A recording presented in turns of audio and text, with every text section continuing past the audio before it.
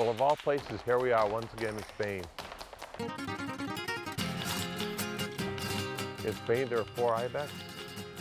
And this week, we're actually going after the Gredos, which will leave me with the Ronda. Oh my God. Yes, basically, it's easy to say we're surrounded by Ibex. And hopefully within the next 4 years, I'll have completed all 4 of the Spanish Ibex and have Europe done.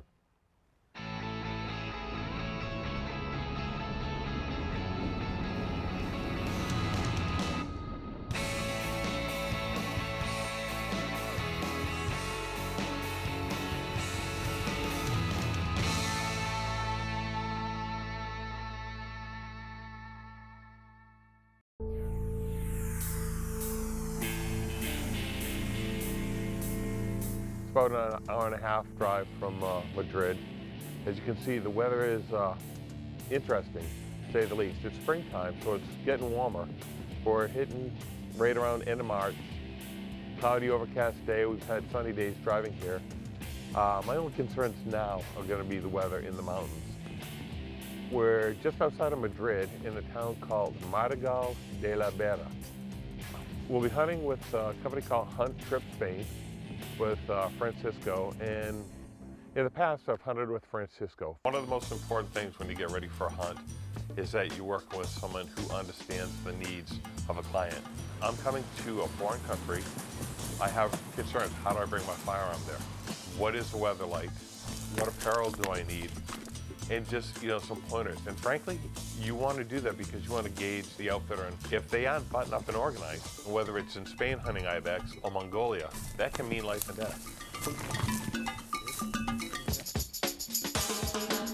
Francisco is very personable, very professional. I mean, just a great guy. The minute you shake his hand and he smiles, you feel like he's one of your old friends that you knew from day one and that you've known for 30 years. After just a day and a half search, Francisco and Alfonso have found Bill a mature bull. We got in position about 220 meters from the Ibex. Bill took a nice shot. You hit it for sure. I don't see the other one. The other one is in the bushes. After you. After you, sir. You do the honors. A hunt is made up of memories. And that's just moments in time with people you want to hang out with. Qué bonito es. What a beautiful. And this is going to be a lasting memory. Great guys, great trip, great hunt. Well, sir, congratulations. Thank you guys. I got my Sierra Nevada Ibex. You do. I'm glad we took the decision of taking this one instead of the other. In fact, we had such a great hunt. I said, Francisco, don't be surprised if I come back to haunt you again, and here I am. We're going to try to chase up the mountains, see what we can find for Ibex, and go from there.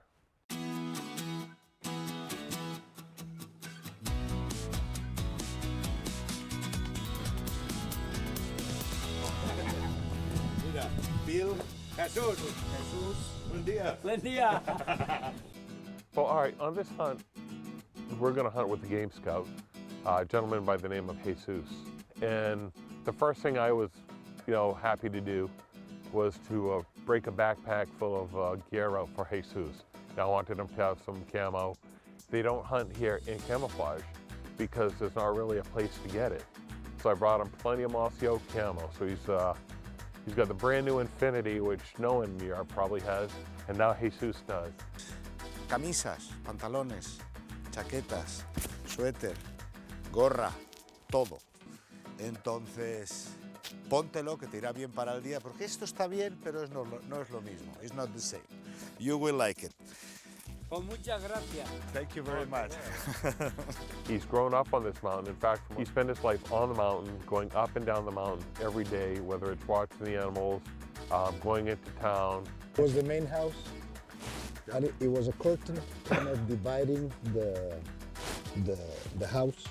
One side was the beds, what they call beds, but you should see those beds.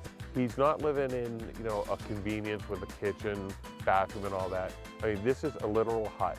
It's got 4-foot walls built out of stone that he and his family built. And right now he owns a couple of apartments down in the town who rented. He's got the house we were gonna visit. He got 3 children. The 3 of them, they got college degree. This guy is hardcore. This guy is someone I'm going to learn from. I think he put everything. Yes, he did. Muy bien. Qué bien que estás. Estoy guapo. Estás muy bien. ¿Quién eres tú? ¿Te gusta o qué? Gracias aquí a vosotros. Thanks to you. Oh, my pleasure, a pleasure. Perfecto. Además me queda bien, ¿eh? Sí. It looks good on him. Yeah, it does. Okay. Well, the weather's picked up, so Yeah. we're going to have a whole lot of fun with Yeah. rain, and looks like rain and snow on the mountains. Part of me is kind of excited, but part of me apprehensive, because we're going to be going into a mountain where I'm not sure where the ibex are going to be. Are they going to be at the top? And if they are, am I going to be able to see them in all this fog? Now, Francisco's saying the ibex don't mind snow. And within 20, 25 minutes, we're in the fog. But as we got nearer the top of the mountain, it started to snow. And from snow, we got to packed snow. I take it we aren't going any further? Do you feel like walking? It's funny, we left about an hour ago, and it's, little drizzle and clear everywhere. Welcome to spring. I was going to say, this is welcome to Maine. Very nice. All right, let's see if we can get out of here.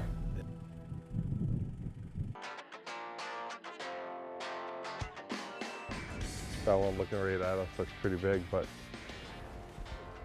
still something's different on them. LL Bean Guide to the Outdoors is brought to you by Primaloft, advanced insulation technology for hunting gear, proven warm even when wet, by Swarovski Optic, and by Mossy Oak. It's not a passion, it's an obsession. You know, one of the most important things I have to say about ibex hunting is I love the animal, I like the horn structure, I like the characteristics and, the physical challenge it gives me, but also the reward at the end. The ibex meat, I gotta tell you, is second to none. When I was here on the Sierra Nevada hunt, we had Alfonso was our guide with Francisco, and he took it to the next step. He took the back straps and the hams off the ibex and actually cooked a meal for me. And it is one of the best meats I've ever eaten in my life. So, after lunch, now I'm hoping something changes because, like I said earlier, the hams, the salamis, the cheeses, I need to hike. Now we get out of the wind. Yeah. So that's a good spot to start blasting all these mountains. So let's start.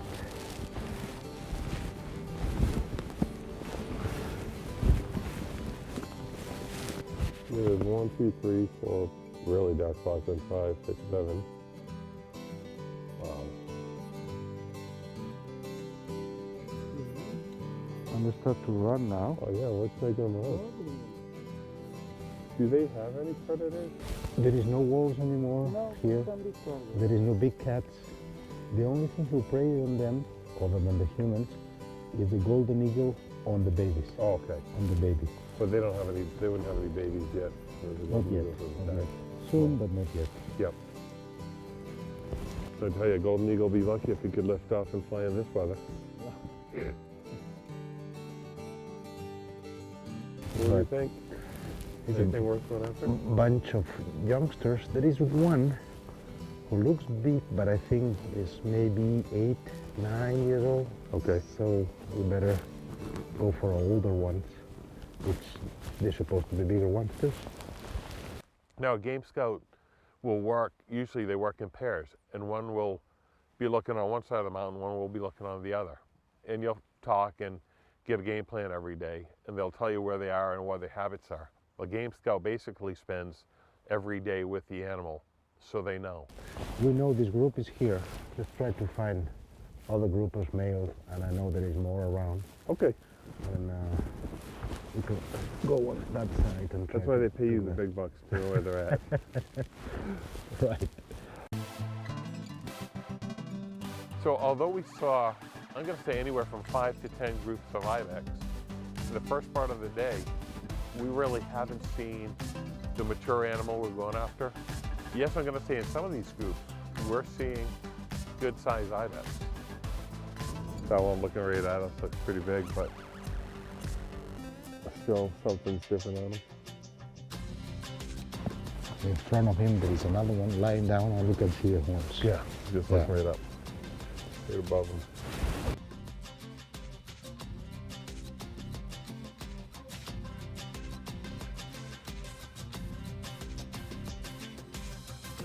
But as I think I stated earlier, what we're looking for is age as well as size. We aren't going to shoot a young ibex. The only way to keep a population of quality ibex around is not to shoot the first ibex you see. It's like whitetail deer management. If you're going to shoot all the little deer every year, you're never going to see monster bucks. You have to grow animals.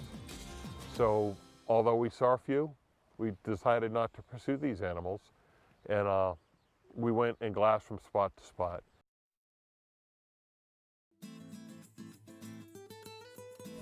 Just like LL Bean, Swarovski's had a reputation for supplying hunters with the best quality products available. Ever since 1895, they have made the finest quality optics in the world.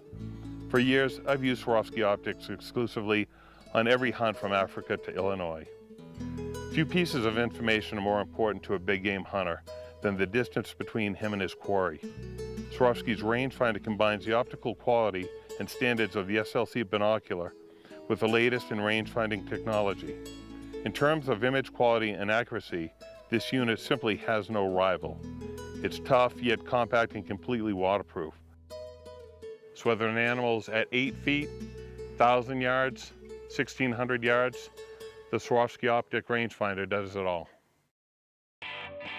You know, one of the most important things I have to say about ibex hunting is I love the animal, I like the horn structure, I like the characteristics, and you know, the physical challenge it gives me. Bien. See? So the last spot where we saw the ibex, we're going to see if they're there, and you know, start there. What are you seeing up there, Francisco? Well, there is a group of youngsters down here. I saw like 7 here. Yeah, and look up there. There is a big group of mature one. Oh my God! Look at this. Guess basically it's easy to say we're surrounded by ibex. Yeah. There's a group of smaller ones up here, probably 6 or 7 of them. Then right above them, walking just from left to right. I'm gonna say easily 10 to 15 of them. Do you think we can go and try to get one of Y lo those? van a grabar muy bien. I'm ready. Oh, was I too excited? Yes.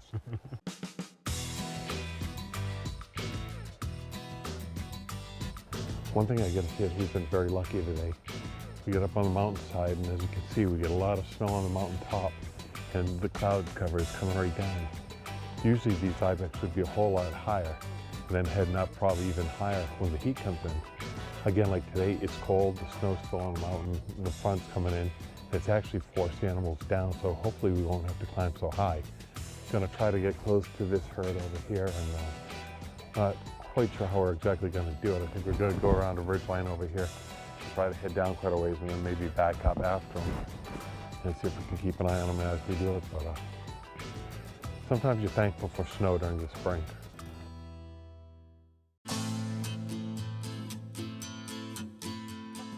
We're in pursuit mode, and we're moving.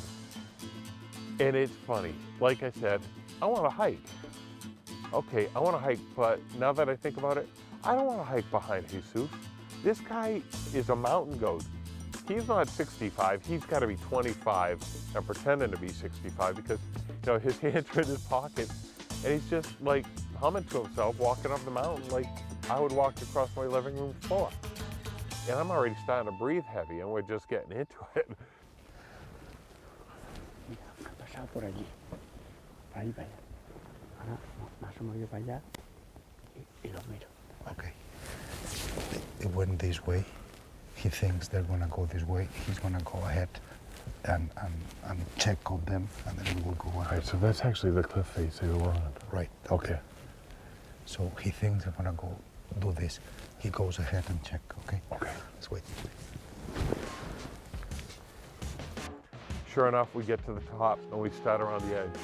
Jesus crests it and wants us to stay just about 8 feet below him.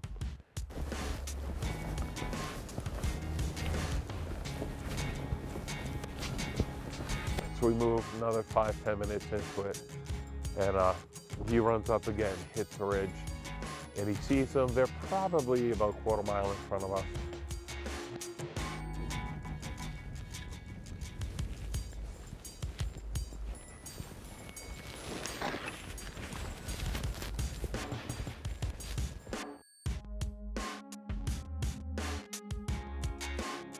So we continue on, and we set up on this rock, and first of all, he said, I think if you're gonna follow this trail, you'll be best served to set up and get in position so that when they come around, you're comfortable for the shot. And now we're in a little foundation of a stone wall, and he looks over the top.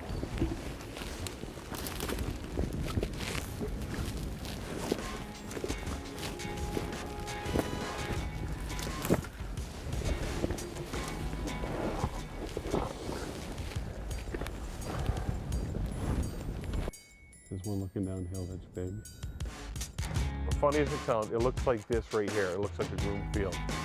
There are trees that are in protective grills, I'll say, because they don't want the ibex to eat them. They're young shoots. But they plant the whole mountain. So the whole mountain's trying to come alive, and the ibex are basically feeding on the face of the mountain. In the center, that dark? You see there is a dark one in the center who's got one in the right eating. Yes. Now a young one passed by him in front of him. Oh, I'm on the wrong one, hold on. Yeah, yeah. Okay. Now he's shaking the head, right? Okay, but he's got one just below Just wait. So, but you know which one it is, right? him. Yes. Good. Don't lose it.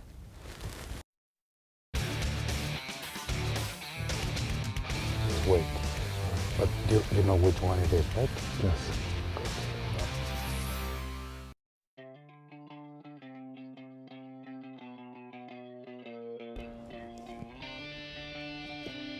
50 meters. I get up on the first wall. Francisco puts his pack up. I set my rifle down, and I can see them all.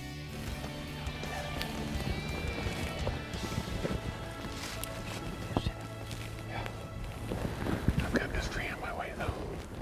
Then we have to change over here. And then we're talking through which one is the male we're after, and the two males stick out, but they're just in a thick ball of animals. Center, that dark? You see there is a dark one in the center who's got one in the right eating. Yes. Now a young one passed by him in front of him. Oh, I'm on the wrong one, hold on. Yeah, yeah. Okay. Now he's shaking the head, right? Okay, but he's got one just below him. Just wait. So, but you know which one it is, right? Yes. Good. Don't lose it.